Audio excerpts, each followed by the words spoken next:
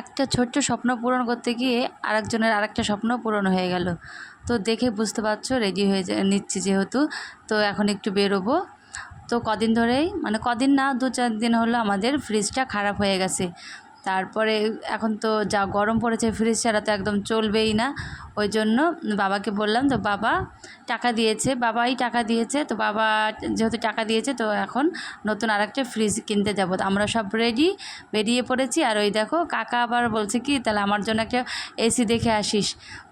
তো আমরা কাকার সাথে একটু কথা বলে নিলাম। আর এই তো ছেলেরা তো খুব ব্যস্ত, যাওয়ার জন্য খুব এক্সাইটেড। তো বেরিয়ে পড়েছি, বাইকে উঠেও পড়েছি আমরা। আর বিকেলবেলা ঠান্ডা ঠান্ডা ওয়েদার, মানে বাইকের হাওয়া কি মজাই না লাগছে। আর যেহেতু নতুন একটা কিছু কিনতে যাব, তাহলে তো সেই মজাটা আরও 4 গুণ বেড়ে গেছে। কি বলো বন্ধুরা, তোমাদের কি তাই হয়? আমার কিন্তু তাই হয়, মানে নতুন একটা জিনিস কিনতে যাব আর মানে ভেতরে আনন্দর আর ধরে না।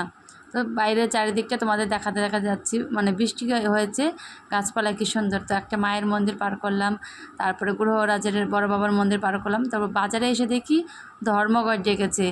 মুর্শিদাবাদে কি ঘটনা ঘটেছে, ওই জন্য ধর্মঘট ডেকেছে। দেখো বাস গাড়ি সব দাঁড়িয়ে পড়েছে। তো আমরা সাইড দিয়ে চলে আসলাম। দেখেছো কত লাইনের পর লাইন গাড়ি ঘোড়া দাঁড়িয়ে গেছে, মানে একদম বাস স্ট্যান্ডে ধর্মঘটটা হয়েছে। তো চলতে চলতে চলে আসলাম আমরা আমাদের গন্তব্যস্থলে। তো দেখো ঢুকে পড়লাম আমরা।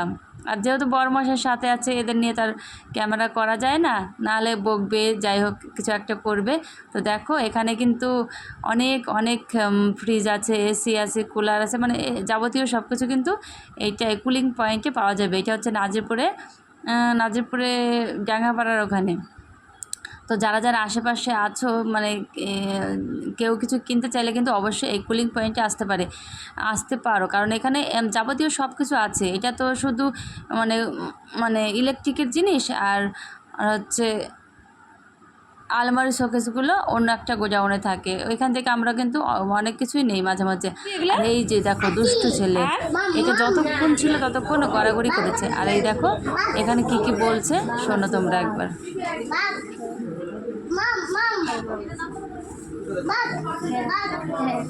টিভিতে যা দেখছে বাঘ, মাছ, সব কিছু কিন্তু বলছে। আর দোকানটা দেখো ভিড় কিন্তু কমছেই না, মানে যখন থেকে এসে তখন থেকে ভিড় আর ভিড়। এসি, টিভি এগুলোই, ফ্রিজ এগুলোই বিক্রি হচ্ছে।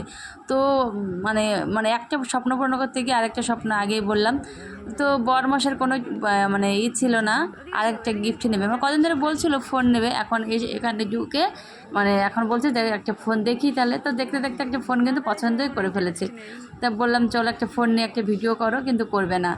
মানে যার যা ধান্দা, একটা কাজ করতে এসে আরেকটা কাজ। তো আমরা ফোন কিনে, আর ফ্রিজটাও কিন্তু বেরিয়ে গেছে। তো আমরা চলে আসলাম। তো আমরা বাড়ি আস্তে আস্তে দেখি ফ্রিজে ঢুকে গেছে। আমরা রাস্তা থেকেই ফোন করেছে যে ফ্রিজের গাড়ি ঢুকেছে। এসে দেখি বাড়ির মধ্যে টোটো নিয়ে দাঁড়িয়ে রয়েছে। তো এসে কাকাকে ডাকলাম, কাকা আর টোটোওয়ালা মিলে ফ্রিজটা ঘরে ঢোকালো। আর দেখো ছেলেরা ওই দড়ি ফড়ি, যাই হোক ওদেরও নতুন একটা জিনিস এসেছে, তো ওদেরও খুব আনন্দ, খুব মজা। তো যাই হোক ফ্রিজটা কেমন হয়েছে তোমরা অবশ্যই করে বলবে কিন্তু কমেন্টসে।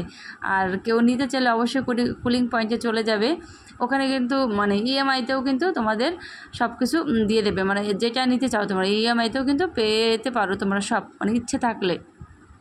তো পুরনো কাউকেও বলতে পারলাম না, আমি বিয়ের থেকে এসেই এটাকে মানে এতদিন কাজ করেছি, তো এটার উপরও একটু মায়া জড়িয়ে রয়েছে, ওই জন্য একটু ভিডিও করে নিলাম, মানে শেষ স্মৃতি।